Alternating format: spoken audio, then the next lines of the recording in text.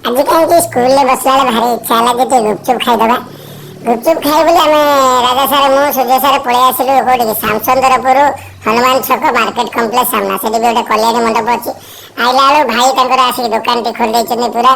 चुनु चुनु कर पियाज टी काटी दौरान काटिलो माँ पूरा हाथ कटिज क्या आम भी डर था टे सूर्य सार हसुता